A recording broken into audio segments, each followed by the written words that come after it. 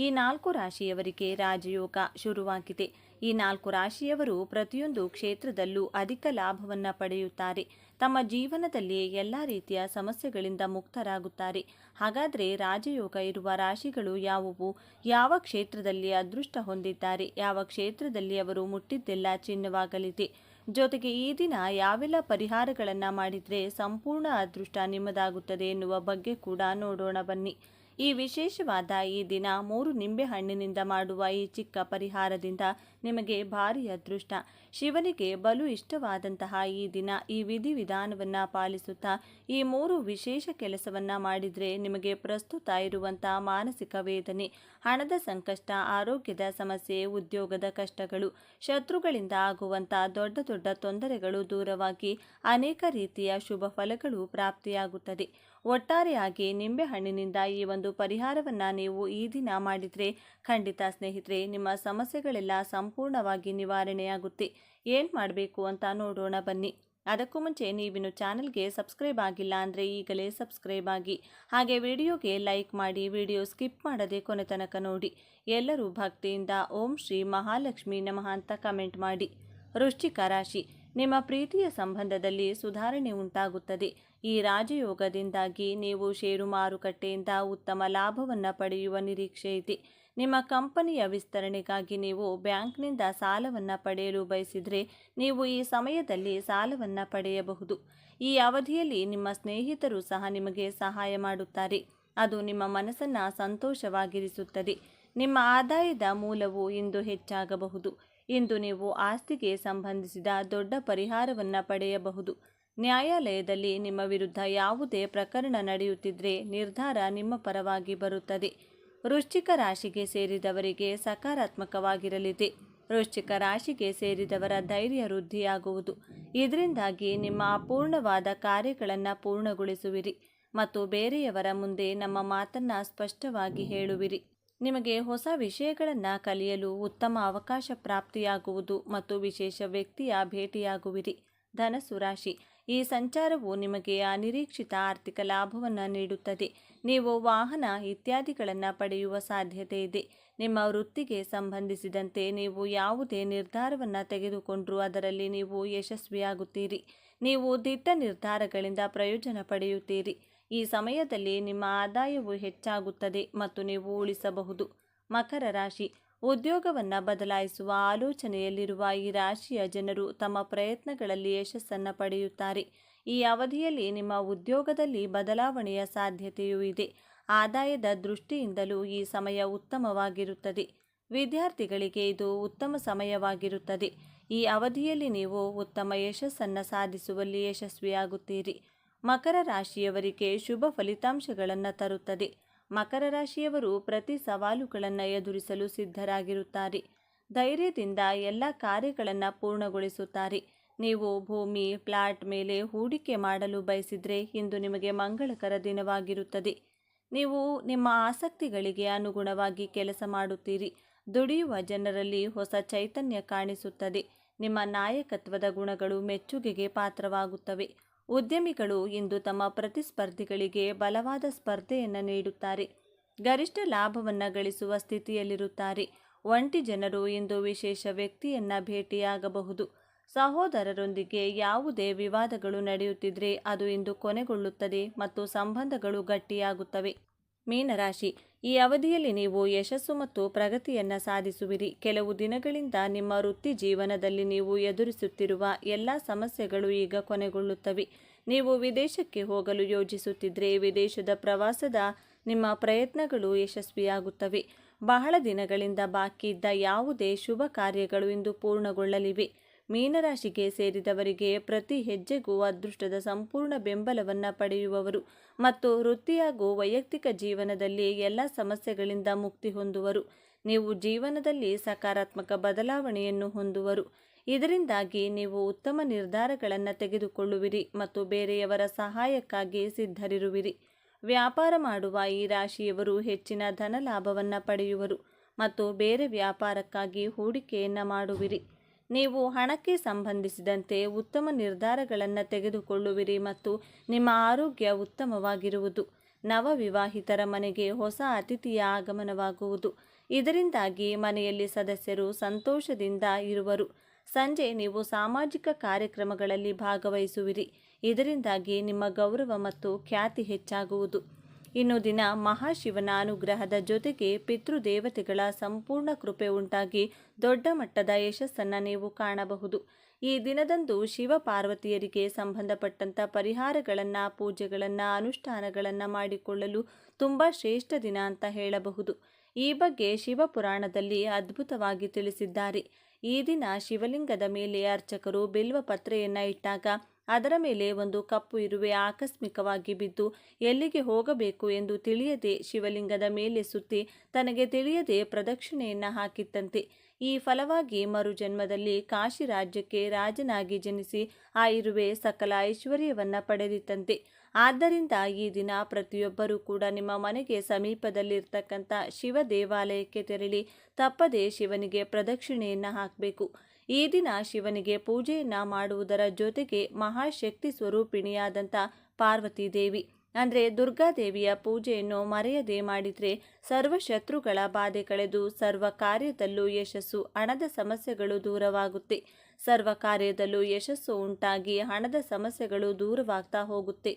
ಈ ದಿನ ಏನು ಮಾಡಬೇಕು ಅಂದರೆ ಮನೆಗೆ ಸಮೀಪದಲ್ಲಿ ಇರತಕ್ಕಂಥ ದುರ್ಗಾ ಪರಮೇಶ್ವರಿ ಆಲಯ, ಚಾಮುಂಡೇಶ್ವರಿ ಆಲಯ, ಚೌಡೇಶ್ವರಿ ಅಥವಾ ರಾಮದೇವತೆಯ ಆಲಯ ಎಲ್ಲಾದರೂ ಸರಿ, ದುರ್ಗೆಗೆ ಸಂಬಂಧಪಟ್ಟಂಥ ಆಲಯಕ್ಕೆ ತೆರಳಿ ನಿಂಬೆಹಣ್ಣಿನ ದೀಪವನ್ನು ಹಚ್ಚಿ ನಿಂಬೆಹಣ್ಣಿನ ಮಾಲೆಯನ್ನು ಅರ್ಪಿಸಿ 3 ನಿಂಬೆಹಣ್ಣನ್ನು ದೇವಿಯ ಪಾದದಡಿ ಇಟ್ಟು ಮನೆಗೆ ತಂದು ಒಂದನ್ನು ಮನೆಗೆ ದೃಷ್ಟಿ ತೆಗೆದು ಒಡೆದು ಹಾಕಿ ಮತ್ತೊಂದು ನಿಂಬೆಹಣ್ಣನ್ನು ಪಾನಕ ಮಾಡಿ ಮನೆಯ ಮಂದಿಯೆಲ್ಲ ಸೇವಿಸಿ ಉಳಿದ ಮತ್ತೊಂದು ನಿಂಬೆಹಣ್ಣನ್ನು ಸಾಧ್ಯವಾದರೆ ಮನೆಯ ಹೊಸ್ತಿಲಿಗೆ ಕಟ್ ಮಾಡಿ ಹೊಸ್ತಿಲ 2 ಭಾಗದಲ್ಲಿ ಇಡಿ, ಇಲ್ಲ ಮನೆಯ ಹೊರಭಾಗ ಬಾಗಿಲಿಗೆ ಕಟ್ಟಿ.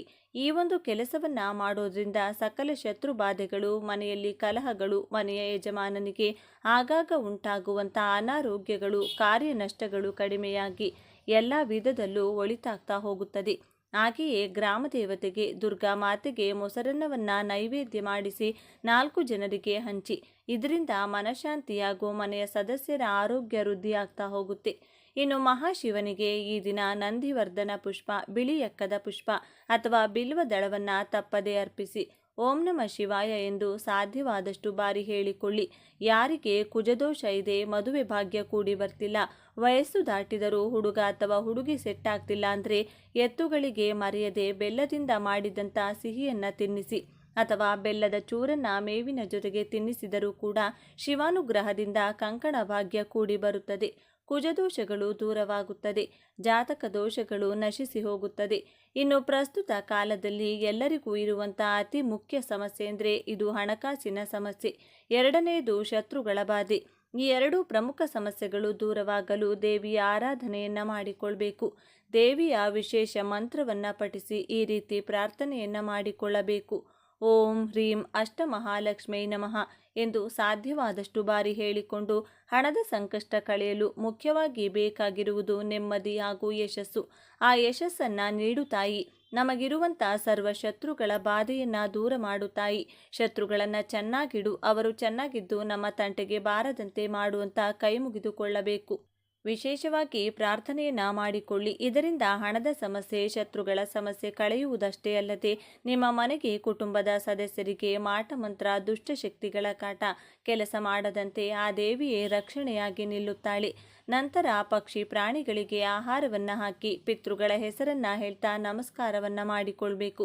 ಯಾರಿಗಾದರೂ ಒಂದು ದಿನಕ್ಕೆ ಆಗುವಂಥ ಊಟದ ರೇಷನ್ನನ್ನು ಅಂದರೆ ಸ್ವಯಂ ಪಾಕದ ರೀತಿ ನೀಡಿದರೂ ಪಿತೃಗಳು ಸಂತೃಪ್ತರಾಗುತ್ತಾರೆ. ಪಿತೃಗಳ ಕೃಪೆಯಿಂದ ವಂಶದ ವೃದ್ಧಿ ಅನ್ನೋದು ಆಗ್ತಾ ಹೋಗುತ್ತೆ.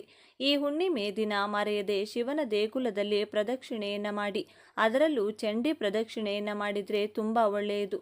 ಹಾಗೆಯೇ ಈ ಒಂದು ಹುಣ್ಣಿಮೆ ಮತ್ತೊಂದು ಪ್ರತ್ಯೇಕತೆ ಏನೆಂದರೆ ನವಗ್ರಹಗಳಲ್ಲಿ ಚಂದ್ರನಿಗೆ ಒಮ್ಮೆ ಚರ್ಮದ ಸಮಸ್ಯೆ ಬಂದಾಗ, ಆರೋಗ್ಯದ ಸಮಸ್ಯೆ ಬಂದಾಗ ಮಹಾಶಿವನಿಗೆ ಈ ದಿನ ಗೋವಿನ ಹಾಲು ಹಾಗೂ ಮೊಸರಿನಿಂದ ಅಭಿಷೇಕವನ್ನು ಮಾಡಿ ಆ ಅನಾರೋಗ್ಯ ಸಮಸ್ಯೆಯಿಂದ ಮುಕ್ತಿ ಪಡೆದಿದ್ದರಂತೆ.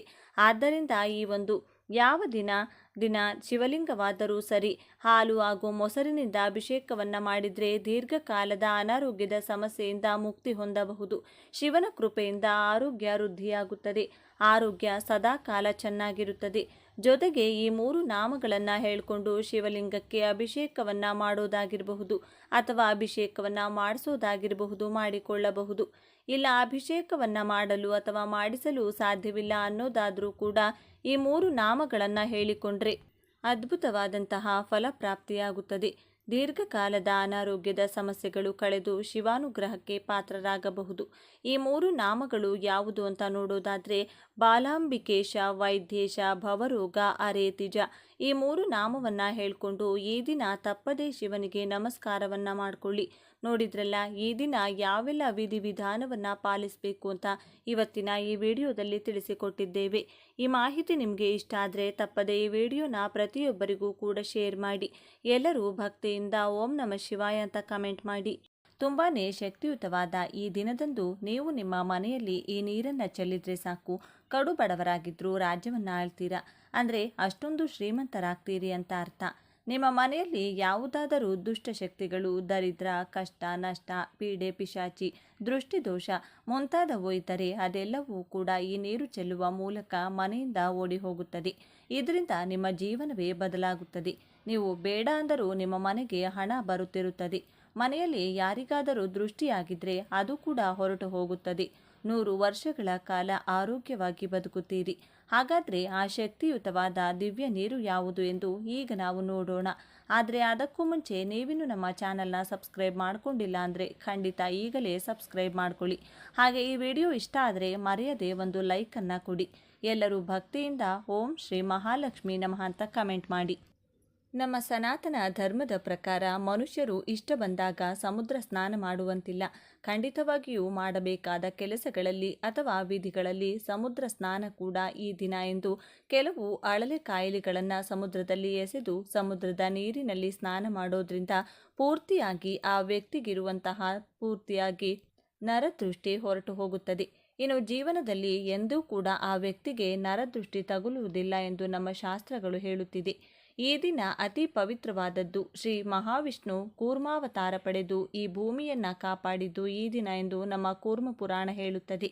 ಈ ದಿನ ಚಂದ್ರದೇವರು ತುಂಬ ಸಾಮರ್ಥ್ಯವನ್ನು ಹೊಂದಿರುತ್ತಾರೆ. ನಮ್ಮ ಮನಸ್ಸಿನ ಮೇಲೆ ಚಂದ್ರನ ಪ್ರಭಾವ ಗಣನೀಯವಾಗಿ ಈ ದಿನ ಇರುತ್ತದೆ. ಇದೇ ದಿನದಂದು ಈ ಅವತಾರದ ಬಗ್ಗೆ ಅಷ್ಟೊಂದು ಜನರಿಗೆ ಗೊತ್ತಿಲ್ಲ.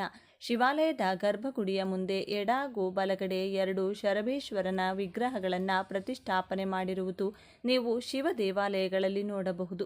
ಇನ್ನು ಅತಿ ಪವಿತ್ರವಾದ ಈ ದಿನ ಎಂದು ಸಂಜೆ 6 ಗಂಟೆಯಿಂದ ರಾತ್ರಿ 12 ಗಂಟೆಯ ಒಳಗೆ ನೀವು ನಿಮ್ಮ ದೇವರ ಮನೆಯಲ್ಲಿ ಶಿವ ಪಾರ್ವತಿಯ ಫೋಟೋ ಮುಂದೆ 2 ಅರಳಿ ಎಲೆಗಳನ್ನು ಇಡಬೇಕು.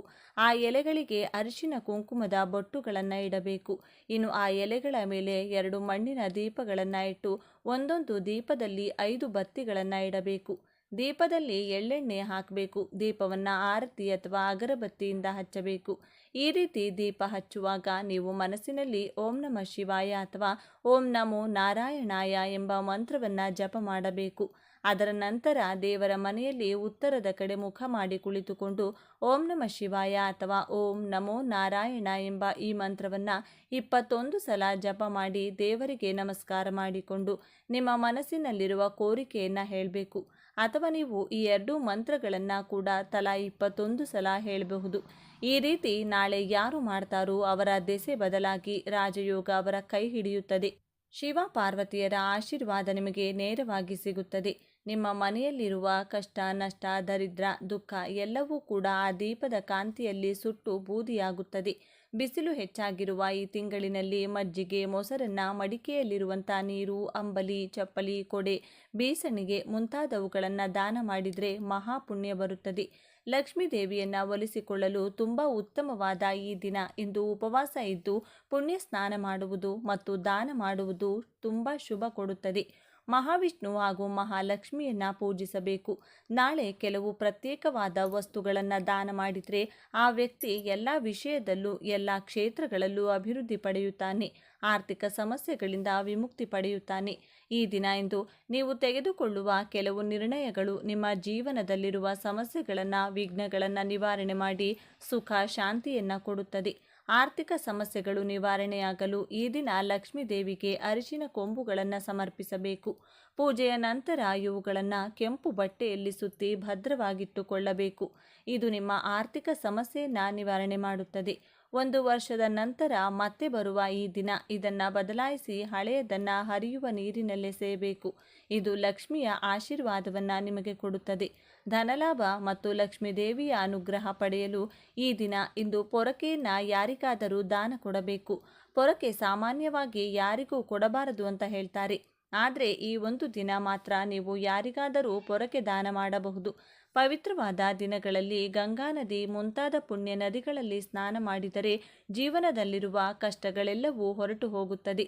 ಗಂಗಾ ನದಿಯಲ್ಲಿ ಅಥವಾ ಪುಣ್ಯ ನದಿಗಳಲ್ಲಿ ಸ್ನಾನ ಮಾಡಲು ಸಾಧ್ಯವಾಗದವರು ಮನೆಯಲ್ಲಿ ಸ್ನಾನ ಮಾಡುವ ನೀರಿನಲ್ಲಿ ಸ್ವಲ್ಪ ಗೋಮೂತ್ರ ಅಥವಾ ಗಂಗಾ ಜಲ ಬೆರೆಸಿಕೊಂಡು ಕೂಡ ಸ್ನಾನ ಮಾಡಬಹುದು. ಕುಡಿಯುವ ನೀರು ಯಾರಿಗಾದರೂ ದಾನವಾಗಿ ಕೊಟ್ಟರೆ ಪಿತೃದೋಷಗಳಿಂದ ವಿಮುಕ್ತಿ ಪಡೆಯಬಹುದು. ನೀವು ಎಷ್ಟು ಕಷ್ಟಪಟ್ಟು ದುಡಿದರೂ ಫಲ ಸಿಗುತ್ತಿಲ್ಲ ಅಂತಿದ್ರೆ ಈ ದಿನ ಕಪ್ಪು ಎಳ್ಳನ್ನು ಅಥವಾ ಕಪ್ಪು ಎಳ್ಳಿನಿಂದ ತಯಾರಿಸಿದ ಯಾವುದಾದರೂ ಪದಾರ್ಥವನ್ನು ದಾನವಾಗಿ ಕೊಡಬೇಕು. ಚಂದ್ರನನ್ನು ಪೂಜಿಸಿದರೆ ಚಂದ್ರ ದೋಷದಿಂದ ಹೊರಬರಬಹುದು. ಮಾನಸಿಕ ಪ್ರಶಾಂತತೆ ಸಿಗುತ್ತದೆ. ಕೆಲಸಗಳಲ್ಲಿ ವಿಘ್ನಗಳು ಬರುವುದಿಲ್ಲ. ನೀವೇನಾದರೂ ಇವತ್ತು ದಾನ ಮಾಡಬೇಕು ಅಂದ್ಕೊಂಡ್ರೆ ಪೂಜೆಯ ನಂತರ ಮಾತ್ರ ಮಾಡಬೇಕು. ಪೂಜೆಗೂ ಮೊದಲು ಮಾಡಬೇಡಿ. ಪಿತೃದೋಷ ಹೆಚ್ಚಾಗಿದೆ ಎಂದು ಬಾಧೆ ಪಡುವವರು ಕಪ್ಪು ಎಳ್ಳು ಬೆರೆಸಿದಂಥ ನೀರನ್ನು ಅರಳಿ ಮರಕ್ಕೆ ಹಾಕಬೇಕು. ಶನಿದೋಷದಿಂದ ಬಾಧೆ ಪಡುವವರು ಅರಳಿ ಮರವನ್ನು ಪೂಜೆ ಮಾಡಬೇಕು. ಅರಳಿ ಮರಕ್ಕೆ ಹಾಲು ಮತ್ತು ನೀರನ್ನು ಸಮರ್ಪಿಸಿದರೆ ನೀವು ಮಾಡುವ ಪ್ರತಿ ಕೆಲಸದಲ್ಲೂ ಗೆಲುವು ಸಿಗುತ್ತದೆ. ಸೂರ್ಯೋದಯಕ್ಕೂ ಮುಂಚೆ ಎದ್ದು ಯಾರು ಸ್ನಾನ ಮಾಡ್ತಾರೋ ಅವರಿಗೆ ಉತ್ತಮ ಜೀವನ ಪ್ರಾಪ್ತಿಯಾಗುತ್ತದೆ. ಸೂರ್ಯೋದಯಕ್ಕೂ ಮುಂಚೆ ಎದ್ದು ಸ್ನಾನ ಮಾಡಿ ಅರಳಿ ಮರಕ್ಕೆ ಒಂದು ದೊಡ್ಡ ಚೊಂಬಿನ ತುಂಬ ನೀರನ್ನು ಸಮರ್ಪಿಸಿ ಪ್ರದಕ್ಷಿಣೆ ಮಾಡಿದರೆ ನಿಮ್ಮ ಪೂರ್ವಿಕರೆಲ್ಲರೂ ಸಂತೋಷಿಸಿ ನಿಮ್ಮನ್ನು ಆಶೀರ್ವದಿಸುತ್ತಾರೆ. ಇನ್ನು ಅತಿ ಪವಿತ್ರವಾದ ಈ ದಿನ ಇಂದು ನೀವು ನೆಲ್ಲಿಕಾಯಿ ಗಿಡವನ್ನಾಗಲಿ ಅಥವಾ ಬೇವಿನ ಮರವನ್ನಾಗಲಿ ಮುಟ್ಟಿದರೆ ಸಾಕು, ಜನ್ಮಾಂತರದ ಪಾಪಗಳೆಲ್ಲವೂ ವಿಮುಕ್ತಿಯಾಗುತ್ತವೆ. ಈ ವಿಶೇಷ ಎನ್ನುವುದು ಮಹಾವಿಷ್ಣು, ಮಹಾಲಕ್ಷ್ಮಿ ಮತ್ತು ಮಹಾಶಿವನಿಗೆ ತುಂಬ ಇಷ್ಟವಾದಂತಹ ದಿನ. ನೀವು ನೆಲ್ಲಿಕಾಯಿ ಗಿಡವನ್ನು ಮುಟ್ಟೋದ್ರಿಂದ ನಿಮ್ಮ ಮೈಯಲ್ಲಿರುವ ದೋಷಗಳೆಲ್ಲ ಆ ಗಿಡ ಎಳೆದುಕೊಂಡು ಸಕಾರಾತ್ಮಕ ಶಕ್ತಿಯನ್ನು ನಿಮ್ಮ ದೇಹದಲ್ಲಿ ಪ್ರವೇಶ ಮಾಡುತ್ತದೆ. ತ್ರಿಮೂರ್ತಿಗಳ ಆಶೀರ್ವಾದ ಪಡೆದುಕೊಳ್ಳಲು ನೀವು ಬೇವು ಅಥವಾ ನೆಲ್ಲಿಕಾಯಿ ಗಿಡವನ್ನು ಮುಟ್ಟಿ ನಮಸ್ಕಾರ ಮಾಡಿಕೊಳ್ಬೇಕು. ಬೇವಿನ ಮರ ಮುಟ್ಟೋದ್ರಿಂದ ನಿಮಗೆ ಅದೃಷ್ಟ ಒಲಿಯುತ್ತದೆ. ತುಂಬ ವರ್ಷಗಳಿಂದ ನೀವು ಅನುಭವಿಸುತ್ತಿರುವ ಕಷ್ಟಗಳು ನಾಳೆಗೆ ಕೊನೆಯಾಗುತ್ತದೆ. ಇನ್ನು ನೆಲ್ಲಿಕಾಯಿ ಗಿಡ ಅಥವಾ ಬೇವಿನ ಗಿಡ ಕಾಣಿಸಿದರೆ ಮೊದಲು ಅದಕ್ಕೆ ನೀರು ಹಾಕಿ ಮರದ ಸುತ್ತ ಪ್ರದಕ್ಷಿಣೆ ಹಾಕಿ ಸ್ವಲ್ಪ ಹೊತ್ತು ಮರದ ಮುಂದೆ ಕುಳಿತುಕೊಂಡು ಓಂ ನಮಃ ಶಿವಾಯ ಅಥವಾ ಓಂ ನಮೋ ನಾರಾಯಣಾಯ ಅಥವಾ 2 ಮಂತ್ರಗಳನ್ನು ಕೂಡ 11 ಅಥವಾ 21 ಸಲ ಹೇಳಿ ಮನೆಗೆ ಬಂದರೆ ನಿಮಗೆ ತುಂಬ ಪ್ರಯೋಜನಗಳು ಸಿಗುತ್ತದೆ. ರಾಜಯೋಗ ಕೂಡ ಬರುತ್ತದೆ. ಇನ್ನು ಅತಿ ಮುಖ್ಯವಾದ ವಿಷಯಕ್ಕೆ ಬಂದರೆ ಈ ನೀರನ್ನು ಯಾರು ಮನೆಯಲ್ಲಿ ಚೆಲ್ತಾರೋ ಅವರಿಗೆ ಬರುವಂಥ ಅದೃಷ್ಟ ಮಾತಿನಲ್ಲಿ ವರ್ಣಿಸಲು ಸಾಲುವುದಿಲ್ಲ. ರಾಜಯೋಗ, ಲಕ್ಷ್ಮಿ ಯೋಗ, ಧನಯೋಗ ಈ ರೀತಿ ಬೇಕಾದಷ್ಟು ಯೋಗಗಳು ನಿಮ್ಮ ಸ್ವಂತವಾಗುತ್ತದೆ. ಈ ನೀರನ್ನು ಸಂಜೆ 6 ಗಂಟೆಯಿಂದ ರಾತ್ರಿ 12 ಗಂಟೆ ಮಧ್ಯದಲ್ಲಿ ಚೆಲ್ಲಬೇಕು. ಇನ್ನು ಈ ನೀರು ತಯಾರಿಸಲು ತಾಮ್ರದ ಪಾತ್ರೆ ಅಥವಾ ಬೆಳ್ಳಿ ಪಾತ್ರೆ ಉಪಯೋಗಿಸಬೇಕು. ಪಾತ್ರೆಯಲ್ಲಿ ಬೇಕಾದಷ್ಟು ನೀರನ್ನು ತೆಗೆದುಕೊಂಡು ಸ್ವಲ್ಪ ಅರಿಶಿನ, ಸ್ವಲ್ಪ ಗಂಗಾಜಲ, ಒಂದು ಕರ್ಪೂರದ ಬಿಲ್ಲೆ ಕುಟ್ಟಿ ಹಾಕಿ ಸ್ವಲ್ಪ ಬೇವಿನ ಎಲೆ ಹಾಗೂ ತುಳಸಿ ಎಲೆ ಕುಟ್ಟಿ ಮಾಡಿದಂಥ ಪೇಸ್ಟ್ ಇವಿಷ್ಟನ್ನು ನೀರಿನಲ್ಲಿ ಚೆನ್ನಾಗಿ ಬೆರೆಸಿಕೊಳ್ಳಬೇಕು. ಬಳಿಕ ಆ ನೀರನ್ನು ಬೇವಿನ ಎಲೆಗಳ ಸಹಾಯದಿಂದ ಮನೆಯಲ್ಲಿ ಪ್ರತಿ ಜಾಗದಲ್ಲೂ ಯಾವ ಮೂಲೆ ಕೂಡ ಬಿಡದಂತೆ ಎಲ್ಲ ಕಡೆ ಚಿಮುಕಿಸುತ್ತಾ ಬನ್ನಿ. ನೆಲದ ಮೇಲೆ ಕಬೋರ್ಡ್ಗಳ ಒಳಗೆ, ಬಾತ್ರೂಮ್ ಒಳಗೆ, ಮನೆಯಲ್ಲಿ ಸೈಕಲ್, ಬೈಕ್, ಕಾರು ಮುಂತಾದ ವಾಹನಗಳಿದ್ರೆ ಅದರ ಮೇಲೆ ಮತ್ತು ಗೋಡೆಗಳ ಮೇಲೂ ಕೂಡ ಚಿಮುಕಿಸಬೇಕು. ಕೊನೆಯಲ್ಲಿ ಉಳಿದ ನೀರನ್ನು ಬಾಗಿಲ ಹೊರಗಡೆ ನಿಂತುಕೊಂಡು ಮನೆಗೆ ದೃಷ್ಟಿ ತೆಗೆದು ಆ ನೀರನ್ನು ನಿಮ್ಮ ಹೊಸಿಲಿನ ಮೇಲೆ ಚೆಲ್ಲಬೇಕು. ಹೊಸಿಲು ಇರದಿದ್ದರೆ ಮನೆ ಮುಂದೆ ಚೆಲ್ಲಿದರೂ ಸರಿ ಹೋಗುತ್ತದೆ. ಈ ಪರಿಹಾರವನ್ನು ನೀವು ಪೂಜೆಯ ನಂತರ ಮಾತ್ರ ಮಾಡಬೇಕು. ರಾತ್ರಿ 12 ಗಂಟೆಯ ಒಳಗಡೆ ಮಾಡಬೇಕು. ನೀವು ಈ ನೀರನ್ನು ದೇವರ ಮನೆಯಲ್ಲಿಟ್ಟು ಮೊದಲು ಪೂಜೆ ಮಾಡಿ ಪೂಜೆ ಮುಗಿದ ಮೇಲೆ ಆ ನೀರಿನಿಂದ ನಾನು ಹೇಳಿದಂತೆ ಮಾಡಬೇಕು. ಈ ರೀತಿ ಮಾಡಿದರೆ ನಿಮ್ಮ ಮನೆಯ ಯಾವ ಮೂಲೆಯಲ್ಲೂ ಕೂಡ ನಕಾರಾತ್ಮಕ ಶಕ್ತಿಯಾಗಲಿ, ದರಿದ್ರ ದೇವತೆಯಾಗಲಿ, ನರದೃಷ್ಟಿ, ಕಣ್ಣು ದೃಷ್ಟಿ ದೋಷಗಳು ಯಾವುದೂ ಕೂಡ ಇರುವುದಿಲ್ಲ. ಎಲ್ಲ ದರಿದ್ರ ಮನೆಯಿಂದ ಹೊರಗೆ ಹೋದರೆ ದೇವತೆಗಳು ಮನೆಯಲ್ಲಿ ಸಂತೋಷವಾಗಿ ಕಾಲಿಡುತ್ತಾರೆ. ಈ ದಿನ ತಪ್ಪದೇ ಮನೆ ಬಾಗಿಲಿನ ಮುಂದೆ 2 ದೀಪಗಳನ್ನು ಹಚ್ಚಿಡಿ. ನಾವು ಈ ಪರಿಹಾರ ಮಾಡ್ತಿರೋದ್ರಿಂದ ಮಹಾಲಕ್ಷ್ಮಿ ನಿಮ್ಮ ಮನೆಗೆ ಕಾಲಿಡುತ್ತಾಳೆ. ಒಮ್ಮೆ ಮಹಾಲಕ್ಷ್ಮಿ ಮನೆಗೆ ಬಂದರೆ ಇನ್ನು ನಿಮ್ಮ ಕುಟುಂಬದಲ್ಲಿ ಯಾವ ಕಷ್ಟ ನಷ್ಟ ದರಿದ್ರ ದುಃಖ ಅನಾರೋಗ್ಯ ಇರುವುದಿಲ್ಲ. ಜೀವನದಲ್ಲಿ ಬರೀ ಸುಖ ಮಾತ್ರ ಮನೆ ಮಾಡಿಕೊಳ್ಳುತ್ತದೆ. ನೋಡಿದ್ರಲ್ಲ ಸ್ನೇಹಿತರೆ, ಸಿಂಪಲ್ ಆಗಿ ಮಾಡುವಂತಹ ಈ ಪರಿಹಾರವನ್ನು ತಪ್ಪದೆ ಎಲ್ಲ ಗೃಹಿಣಿಯರು ಕೂಡ ಮನೆಯಲ್ಲಿ ಮಾಡಿಕೊಂಡು ಇದರ ಉಪಯೋಗವನ್ನು ಪಡೆದುಕೊಳ್ಳಿ. ಈ ವಿಡಿಯೋ ನಿಮಗೆ ಇಷ್ಟ ಆದರೆ ಲೈಕ್ ಮಾಡಿ, ಶೇರ್ ಮಾಡಿ. ಇಂಥ ಹೆಚ್ಚಿನ ಉತ್ತಮ ಮಾಹಿತಿಗಳಿಗಾಗಿ ತಪ್ಪದೆ ನಮ್ಮ ಚಾನೆಲ್ನ ಸಬ್ಸ್ಕ್ರೈಬ್ ಮಾಡಿಕೊಳ್ಳಿ. ನಾಳೆ ಮತ್ತೊಂದು ವಿಡಿಯೋದೊಂದಿಗೆ ಪುನಃ ಭೇಟಿಯಾಗೋಣ. ಧನ್ಯವಾದಗಳು.